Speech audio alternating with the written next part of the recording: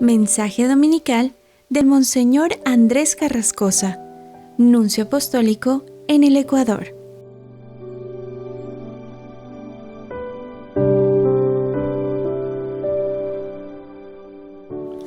Queridos hermanos, feliz domingo. Estamos en el domingo 17 del tiempo ordinario y leemos el Evangelio de San Juan, capítulo 6, los primeros 15 versículos. Durante 5 domingos vamos a interrumpir la lectura continua que se hace del Evangelio de San Marcos y la liturgia nos propone el famoso capítulo 6 de San Juan. Se trata del relato sobre el pan de vida, que comienza con la multiplicación de los panes y que seguirá con el discurso sobre el pan de vida de Jesús. San Juan nos ofrece aquí una meditación que coloca en la boca de Jesús sobre la Eucaristía y sobre la fe. El Evangelio comienza diciendo que Jesús fue a la otra orilla del mar de Galilea, lago de Tiberíades. Lo seguía mucha gente porque habían visto las señales milagrosas que hacía curando a los enfermos. Jesús subió al monte y se sentó allí con sus discípulos. El final de esta historia, versículo 66 de este capítulo 6 de Juan, pondrá en evidencia que esta multitud ávida de milagros es una multitud que no cree, que va a rechazar seguir a Jesús en la fe. Hoy también muchas veces nosotros andamos buscando milagros como esas multitudes de Galilea.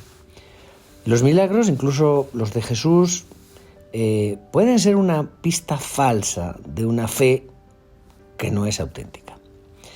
Tendremos que pedirle al Señor que nos ayude a seguirlo hasta el fondo, incluso en lo cotidiano, en la banalidad sin prodigios de cada día, y pedirle que nos haga comprender el significado que tú, Señor, le dabas a los milagros, que no era algo que en busca de lo sensacional. Sigue diciendo el Evangelio que estaba cerca la Pascua, festividad de los judíos.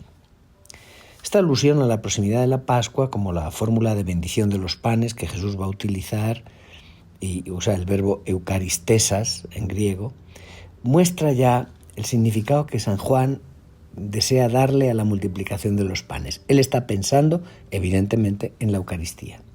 Cuando escribe este Evangelio, San Juan lleva celebrando la Eucaristía, la Pascua de los cristianos, desde 40 años antes, después de que Jesús la vivió en la última cena como una comida pascual. Viendo Jesús que mucha gente lo seguía, le dijo a Felipe: ¿cómo compraremos pan para que coman estos? Le hizo esta pregunta para ponerlo a prueba, pues él bien sabía lo que iba a hacer. Dios es amor y Jesús nos muestra a Dios. Jesús ve las necesidades de estas personas. Y este signo, este milagro que va a hacer es un gesto de amor, porque el don de la Eucaristía es un gesto de amor. Tenemos que tomar el tiempo para escuchar esta pregunta de Jesús, que es siempre actual. Sí, el Señor nos pregunta, nos pide que miremos el hambre de las personas, sus necesidades más naturales, que tengan de qué comer, dice Él. Y nosotros, que muchas veces pensamos en un Dios lejano, en las nubes, no lo entendemos. Es el Señor el que nos lleva a nuestra vida cotidiana, a ese pan de todos los días, ese pan cotidiano, y nos invita a amar, porque es allí, en el servicio humilde, que tenemos que amar. Felipe, dice el Evangelio, le respondió: ni 200 denarios bastarían para que cada uno le tocara un pedazo de pan. Y otro de sus discípulos, Andrés, el hermano de Simón Pedro, le dijo: hay aquí un muchacho que trae 5 panes de cebada y 2 pescados. ¿Pero qué es eso para tanta gente? Es que ante los grandes problemas humanos, del hambre, de la paz, de la justicia, siempre nos planteamos esta respuesta: pero nosotros no podemos hacer nada, esto nos supera. Efectivamente, yo solo no puedo resolver todos los problemas, pero eso no me dispensa de hacer al menos un gesto en la dirección de lo que es necesario. No me dispensa de unirme a otros grupos, asociaciones que trabajan ya para resolver esos problemas. Y tenemos que notar en todo caso que Jesús aquel día no quiso hacer una especie de acto creador a partir de la nada, y él hubiera sido capaz de hacerlo. Él tomó unos alimentos ya preparados, fabricados por los hombres. Y esto nos recuerda que Dios habitualmente no se sustituye a nosotros. Es más, una condición indispensable para la multiplicación de los panes es que ese joven acepta entregar lo que tenía para él solo, al comienzo. Y con estos detalles, el Dios de Jesucristo nos interpela hoy, porque a veces los hombres acusan a Dios del hambre que atenaza a la mitad de la humanidad. No, Jesús nos reenvía a nuestra responsabilidad. Dios no se sustituye normalmente a su criatura. Nosotros pertenecemos al mundo occidental en el que los supermercados están llenos de alimentos. Y continuamos a buscar cosas, a quejarnos, y continuamos a reclamar en una espiral sin fin donde buscamos el confort, el que crezcan nuestras ganancias, y rechazamos que el conjunto de las ganancias de las personas no tenga tantas diferencias entre quien gana más y quien gana menos para poder ayudar a aquellos que son los más desfavorecidos. Podríamos parafrasear este relato evangélico diciendo: había una vez un joven que tenía 5 panes y 2 peces, y mientras que 5.000 personas no tenían nada que comer. Pero él se lo guardó todo para sus 5 panes para él solo, y se fue a otra parte para comérselas él solo a escondidas. Lo peor es que nosotros no comemos a escondidas. Los que tienen hambre en este mundo saben muy bien que muchos de nosotros no tenemos nunca hambre.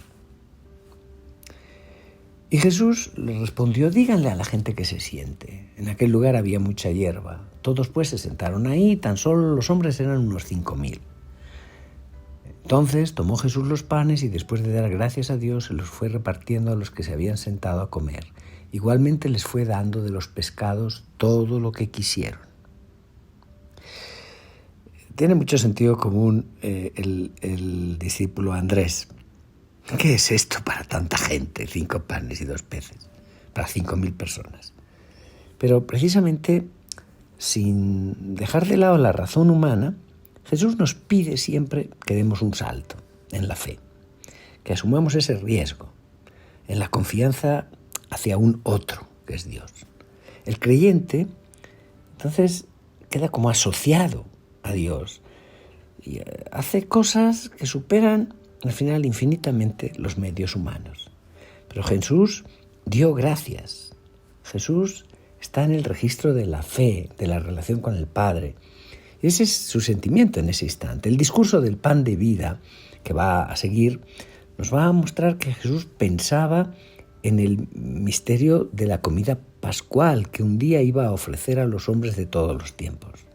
Jesús no niega el hambre corporal, pero piensa sobre todo en el hambre de Dios, que es incluso más grave a sus ojos. Después de que todos se saciaron, dijo a sus discípulos: recojan los pedazos sobrantes para que no se desperdicien. Los recogieron y con los pedazos que sobraron de los 5 panes llenaron 12 canastos. Esto no es un detalle accesorio. Esta sobreabundancia, que también estaba en las bodas de Caná, cuando Jesús multiplicó, el vino. Multiplicar el pan, multiplicar el vino. Jesús estaba mirando mucho más allá de esa muchedumbre de Galilea o de las personas invitadas a Caná en las bodas. El pan y el vino de Dios están destinados a todos los hombres. Pero, ¿será que yo tengo verdaderamente esa hambre y sed de ese pan, de ese vino? Se recogen los restos y podemos imaginar todas esas canastas llenas, 12. ¿Quién habría podido estar ahí para comerlas? Pues viendo ese signo que Jesús había hecho, la gente decía: este es en verdad el profeta que había de venir al mundo. Las personas de todos los tiempos esperan siempre a esa persona providencial, esa solución milagrosa, que les dispense de adoptar sus responsabilidades. Nosotros nos quedamos siempre con la mentalidad de estos hombres primitivos que esperamos fórmulas mágicas que nos resuelvan nuestras dificultades. Ya no nos dejamos llevar por los eslogans, por las promesas locas, por las ideologías que nos hablan como de una magia de progreso, el mañana que canta. No, cambiemos las estructuras y todo se resolverá, dicen estos magos. En cambio, no. Lo que el Señor nos pide es cambien su corazón. Porque si cambian solo las estructuras, serán solamente un cambio de esclavitud. Pero Jesús, sabiendo que iban a llevárselo para proclamarlo rey, se retiró de nuevo a la montaña él solo. Es que la tentación política de los contemporáneos de Jesús no es nada anacrónico, no es un fenómeno solo del pasado. ¿Cuándo nos curaremos de esas fiebres pseudomesiánicas cuando aparece un personaje u otro? ¿Cuándo comprenderemos decididamente que Jesús siempre rechazó el dejarse encerrar en perspectivas temporales?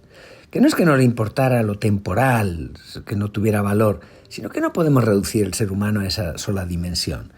Dios nos grita siempre, como el viejo filósofo Diógenes, no seréis nunca felices de ser solamente como cerdos saciados. El hambre esencial del ser humano no es el hambre de pan. Eso no nos dispensa de nuestras tareas humanas, ni de nuestras decisiones en lo social, en lo político, en lo económico, que tenemos que tomarlas. Pero no olvidemos que la mayor dignidad del ser humano es su maravillosa capacidad de abrirse a la trascendencia, de abrirse a Dios.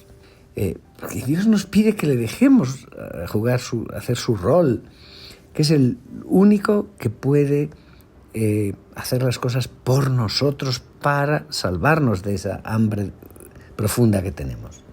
Lo que Jesús rechaza es el proyecto de ser solo un liberador político. De los contemporáneos querían llevarlo, a hacerlo rey. Y al borde de ese triunfo, de ese éxito, él se retira él solo. Es otro rol el que quiere jugar. Y al día siguiente, ya con las mismas multitudes, él tratará de hacerles entender quién es él, el verdadero pan de la vida verdadera. Pero ¿quién de nosotros tiene hambre de Dios? Se trata de tener hambre de Dios. Este capítulo 6 de San Juan terminará con una soledad dramática de Jesús con los 12, porque muchos no tenían hambre de Dios y nos puede suceder a nosotros lo mismo. Que tengan un feliz domingo y que Dios les bendiga.